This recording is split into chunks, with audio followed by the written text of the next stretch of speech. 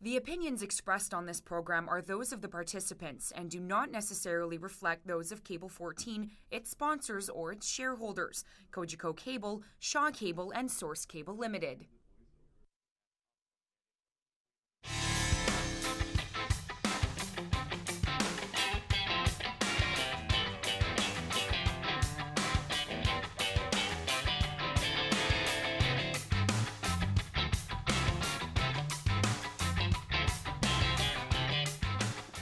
And welcome to the November 8th edition of Hamilton Talks. I am Larry Di Ianni, and Hamilton Talks is a community affairs program that speaks with prominent Hamiltonians, and sometimes Hamiltonians who may not be as well known but are also moving our community forward.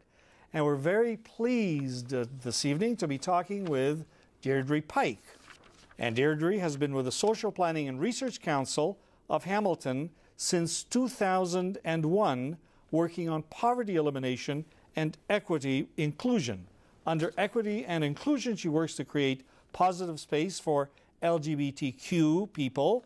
Deirdre also co-chairs the Hamilton Positive Space Collaborative, and she's outed the conversation of that community with over 3,000 people in Hamilton, including educators, social service providers, police officers, and health care providers. Deirdre has addressed individuals in numerous high schools in Hamilton, as well as in the Grand Erie and Renfrew County school boards. She is the founding chair of the WELL and a past chair of the City of Hamilton's Advisory Committee of LGBTQ issues. She authored a needs assessment on the community in Hamilton in 2008, and we welcome Deirdre Pike to Hamilton Talks. Wow, I'm very happy to be here. Thanks, Larry. Well, it's a pleasure to see you here, Deirdre. And I mean, you're involved in so many things. And I didn't mention in the introduction that you're also a columnist for the Hamilton Spectator, yes. Where we enjoy reading you. Is it once a month? Every other Saturday. So a couple of times a month. Yep. And you always have provocative things to say. And many of the articles are on the theme of outing various things as well. Yeah. And we'll talk a little bit about that also. But first, let's get to know Deirdre Pike a little bit. You're not a native Hamiltonian. No, I'm not. How come? Well, you know, you can't help where you're born, right? But I am a Hamiltonian by choice, which is, I think sometimes choice is a bit stronger. I'm also a Catholic by choice. You know, I was a convert to Catholicism. I guess I'm a convert to Hamiltonianism. Well, tell us a little bit about your background. Where were you born and how did you gravitate to the city? Well, I was born in St. Mary's, Ontario, 50 years ago, November 13th, just for the record. I was going to out that later in the program, and now you've done sorry, it. I beat you. You know, it's just so present in my reality. Born in St. Mary's, Ontario, adopted to parents in Stratford, Ontario, and raised there for a few years. But most of my life I spent in Strathroy, Ontario, a small town, 6,000 people, 5,999 straight people, and me is what that felt like. And then... probably not true statistically, Of course though. not. Yeah, of course not. And now with Facebook, I realize half my high school was actually LGBTQ. Oh, you know, you get now later that people come out. So anyway, that was my, you know, I had a small town experience growing up, but did a degree in religious studies at the University of Western Ontario in London, at Brescia College, actually, a women's Catholic university, and then did a follow-up at Fanshawe College in radio broadcasting, and worked for a little while in radio, and then moved to Hanover, Ontario. You know where Hanover is? In Grey County. Moved up there to work for the Hanover Post and on that little newspaper for a while. And then the priest and I got to know each other a little bit, and Father Bob Bulbrook, who is a Hamiltonian, hired me at Holy Family Hanover, and I started my career, really my vocation, for 14 years in the Catholic Church as a pastoral associate in 3 different parishes. So that's really how I ended up eventually coming to Hamilton, was to work again with Father Bob at Regina Mundi here. And so you've been here since 1993? That's right. Yeah, a little break. 3 years in Ottawa, I worked in a church. And when did you start working for the Social Planning and Research Council? September 11th, 2001. Now, people may not know what the Social Planning and Research Council does. What is it and what does it do? Really, the Social Planning Council, you know, many communities in Ontario have planning councils, and what a planning council does is take a social planning council, looks at social trends and issues in a community, and comes up with collaborative ways to address them. And so at our planning council, we have 4 priority areas: affordable housing and homelessness, poverty elimination, children and families, and equity and inclusion. So I work under 2 of those.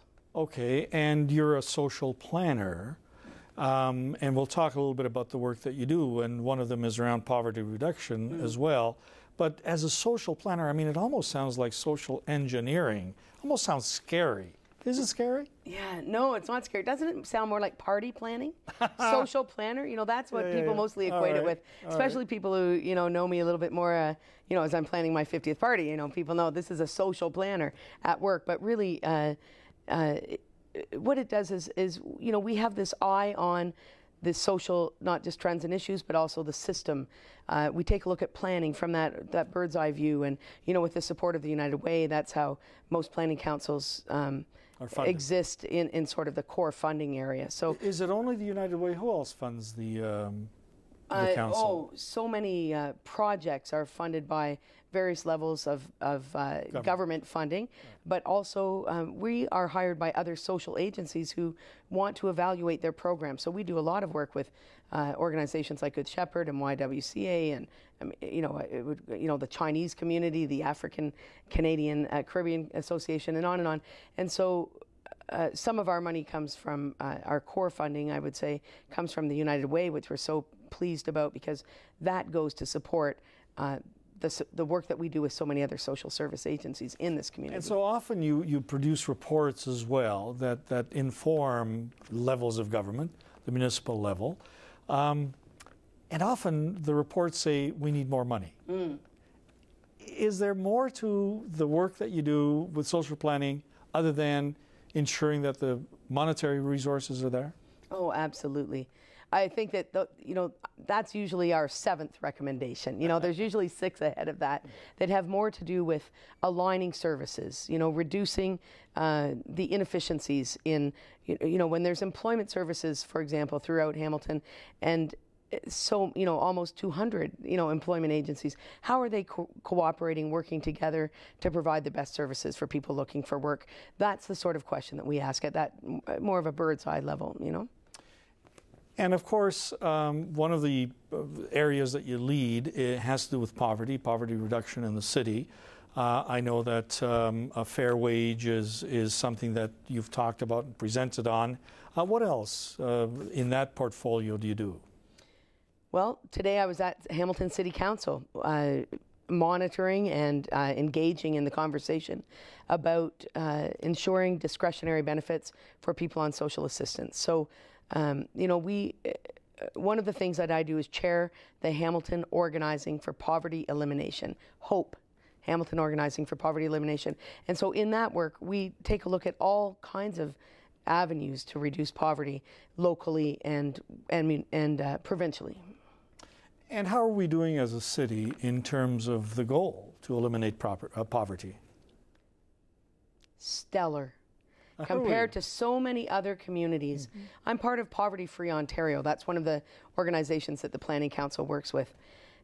Last week in Kingston, they turned down, that city council turned down an opportunity to assist people on social assistance with their dental care for $100,000. And they said, no, we can't afford that. Today in Hamilton, our city council stepped up and said, we're going to cover dental, funeral, layettes, all these things that are called discretionary benefits. They're not luxuries. They're going to cover them for 6 months, which is about $2 million, So around the province, when I talk about what we're doing here, when Tom Cooper talks about what we're doing here, we're an example. We're a shining light. It's pretty amazing to be a part of that. And I mean, that's a whole topic unto itself, but council just made that decision. Might even be looking at increasing taxes to cover some of the shortfall as well, which is a courageous step, believe me, for councillors to take. Some people will criticize that, but perhaps the right thing to do. The other part of your portfolio, of course, has to do with equity and inclusion, which are euphemistic words, perhaps, for making sure that people whose sexuality is a reality are also part of the mainstream, at least in terms of opportunities, as well as other equity and inclusion issues. But certainly sexual inclusion, sexual orientation and inclusion is part of it. Now you have a very special journey to sort of talk by example around that issue. Would it be an exaggeration to say that you're Hamilton's best-known lesbian? Oh, yes, I think so. I mean, I might be well known at this point, but really there have been so many gay, lesbian, bi, and trans people who have gone before me in this city that made it possible for me to come here. It was, you know, I came here in 1993 and saw a place that was vibrant with LGBT people when I didn't even know what those letters stood for. I still worked in the Catholic Church. I was, you know, in my journey of faith and in my journey of coming out. I only really came out in 2001. So tell us a little bit about that journey, because I remember reading an article that you wrote. I think it was around Father's Day, perhaps, and it was a very, very moving article. And I may not have the right article, but the point was that when you came out to your parents, I think your parents said, well, we know. Tell us about that. Yeah. How did that evolve, and what did it do to you in terms of growing up and coming with that realization? Yeah, you have a great memory. That is exactly when that article was about. But my dad had died, actually. I'd never come out to my father. Okay. And so when I came out to my mom, I said, so do you think my dad knew I was a lesbian? And she said, honey, we both knew since you were 11. And I said, wow, that would have been helpful if you'd shared that information with me, because I didn't really know till I was about 18, you know, growing up in a small town at that time, no internet, trying to figure out the language of, you know, I spend half my time now talking about the language of identity and inclusion. That wasn't part of my reality then. I didn't know what I was unless somebody called me that in the playground. So when somebody yelled, hey, lesbos, I had to go and look up that word in the library and find out, oh, and start to put the pieces together and you know, realize who I was.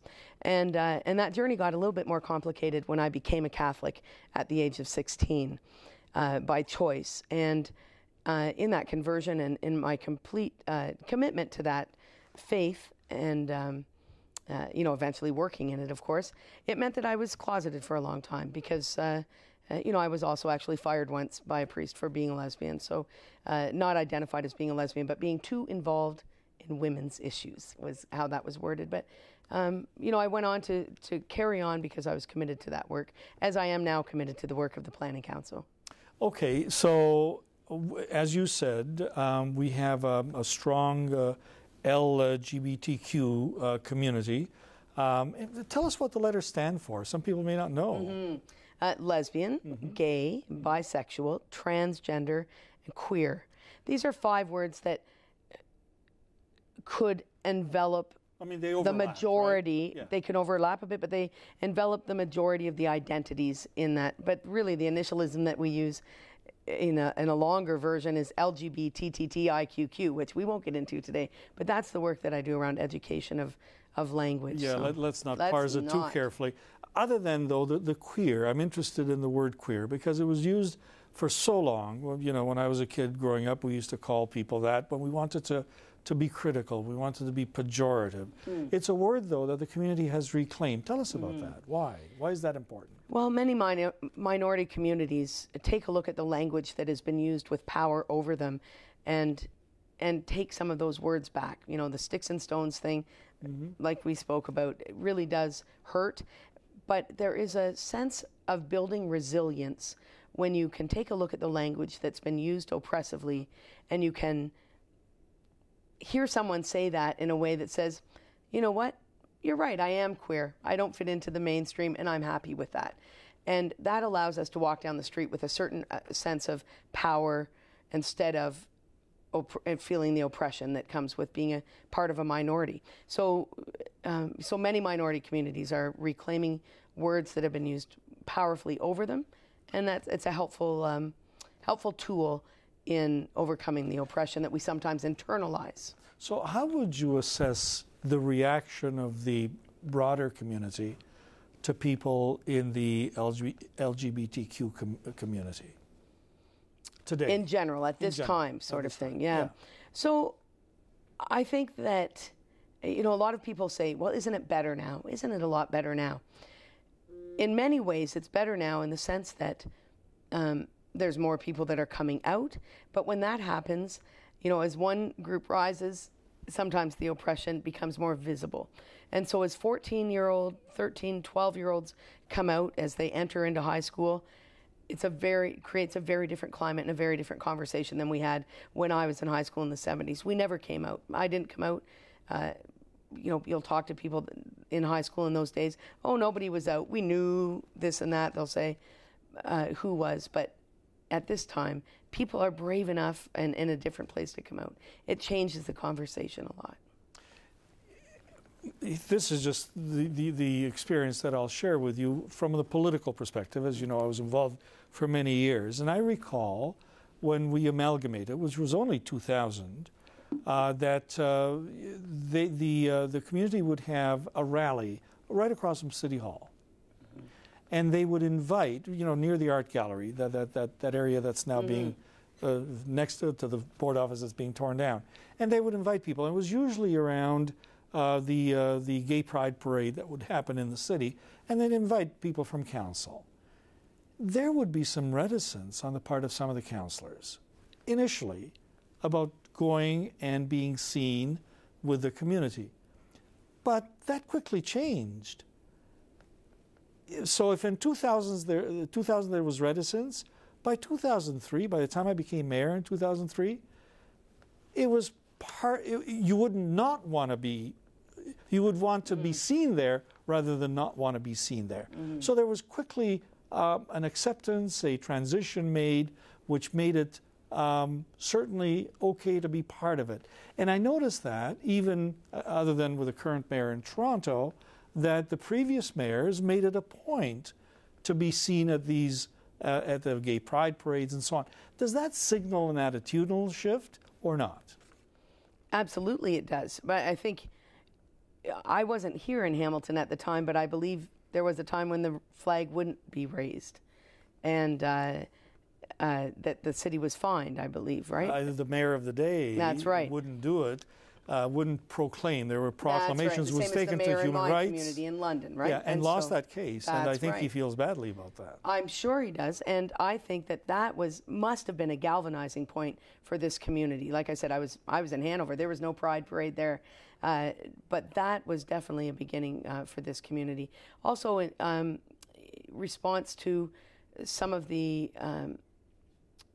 terrible hate crime that's been happening, right? When Ron Matai was beaten in this community, that mayor at that time took the opportunity to galvanize. Who was that mayor? I can't remember that guy. I know. He was a good guy, He though. was an awesome guy, called everyone across the community together, including rabbis from the Orthodox community on a Saturday morning who walked across, do you remember, from Westdale over to that meeting. I mean, it was just this was a time when this community took a look and said, wait a minute, I don't think this is representing who we are. We are an inclusive community. So what are the issues that you're finding? Because you work in schools. I mean, we showed in the B-roll that we ran at the introduction that you were in one of the high schools today, and you work Delta High School today, and you work in a number of schools and school boards. So what are the issues that you talk with students about around these issues? I talk to the students about language, the importance of language. You know, there's still so many people, including their parents, who they will tell me, who say things like, that's so gay, and think that it means nothing, that it has no impact. And so we talk about the impact of language. We talk about stories, the reality about what people think and why they think that about LGBT people. You know, for example, the Chick-fil-A company in the United States this summer, who sent millions of dollars to a program called Exodus, which helps gay and lesbian people become straight. And, you know, students laugh at that. They know this is ridiculous. And they also laugh but are scared that their own parents believe that if they do the right thing by their gender, they'll be able to straighten up their kids. So there are parents out there who believe that if I dress my boy in blue, I make sure he plays hockey, you know, he'll become a mechanic, not a nurse. This will make him straight. And the kids that come up and talk to me afterwards, these are the sorts of things that they talk about, besides the fact that they want to come out, and they're so worried that their parents will not allow them to stay once they come out. One of the things that I'm finding, I mean, I have 3 kids, adult kids. My youngest, my daughter, is 25. But one of the things that I find is a tremendous acceptance, and a tremendous, in talking to her and her generation, a tremendous acceptance, and a tremendous not only tolerance but absolute acceptance of sexual or different sexual orientation. Yeah. That didn't exist when I was 25, let me tell you. It probably didn't exist when my oldest son might have been 25, 6 or 7 years ago. And so that there seems to be a transition that we're seeing around social circles and in terms of legislation as well. I mean, Canada has same-sex marriages sanctioned by the federal government. It's happening, and more in the United States. You know, one of the subtexts of the election in the U.S.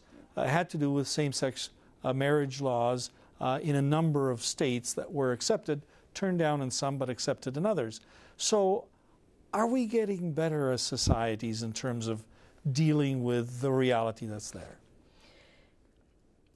It's difficult to say as a society as a whole, but you bring up something like age, really, right? Is it better now that, for younger people and in this time? In high schools, who's beating up who? Young people are beating up people for being gay and lesbian, and bi and trans. But is that so? I want you to finish. But yeah. Is that because of the sexual orientation, or is that because that's what young people do? They're bullies. If it wasn't that, it would be something else. And it's a factor of immaturity and perhaps not the right kinds of examples that we provide for them on how to treat each other. Or is it strictly having to do with sexual orientation? The level of violence is a bit more around sexual orientation, and so I say that I think we have to pay particular attention to that. Gender presentation, when young girls don't act feminine enough or young boys act too feminine, the violence level is different than it used to be in terms of just a bit of bullying, I think. And so I think we need to pay particular attention to that. But back to the other scope of that age thing, the same young people in those high schools at Delta yesterday, somebody said, once my grandma dies, I think I'll be able to come out. There's this perception that somehow older people are homophobic and younger people aren't.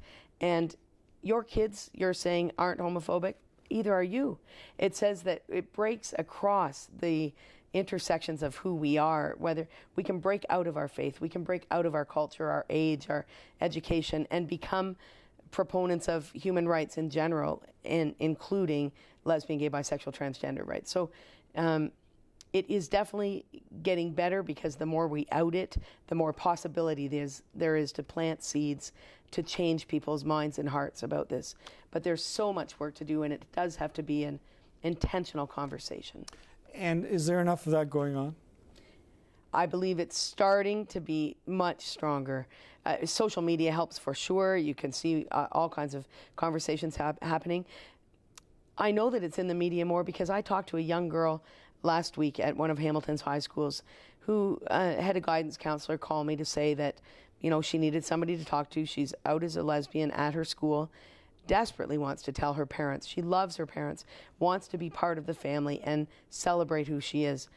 But when she comes home from school and she hears her dad say, oh, there's something on the news again about those faggots, this is what's stopping her from knowing that her parents are a place to be trusted. And that's why we use the phrase positive space. Are you an LGBTQ positive space? We're running out of time, and we didn't even get to talk about the whole debate around gay-straight alliances in Catholic schools.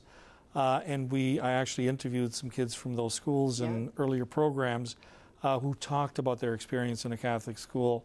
And that must have been difficult for you, especially with your background, to listen to that debate. Absolutely. And those youth come on Friday nights. We have a group at the Well, Hamilton's LGBTQ Community Wellness Center, called Radar. And it's the Catholic youth and their stories that are sometimes the most poignant and moving, because of the extra level of oppression that they face in not being able to organize in their schools the way they might want to. And so I'm really hoping and praying that moves along a lot better. If there's one thing you can change, what would it be, Deirdre? Very quickly. parents start early talking about the fact that families can look different, that not every family has a mom and a dad and a couple of kids, and really ensure that your kids grow up knowing early on that everyone needs to be included, no matter who they are, how they look like, who they love. And we're going to leave it at that. Thanks. And thank you for being on Hamilton Talks. Thanks, Larry. And we've been talking with Deirdre Pike, who's a social activist in the city of Hamilton, and we thank her for her thoughts. Next week, we're going to be talking to Tim Podesic, Supercrawl champion. Thank you.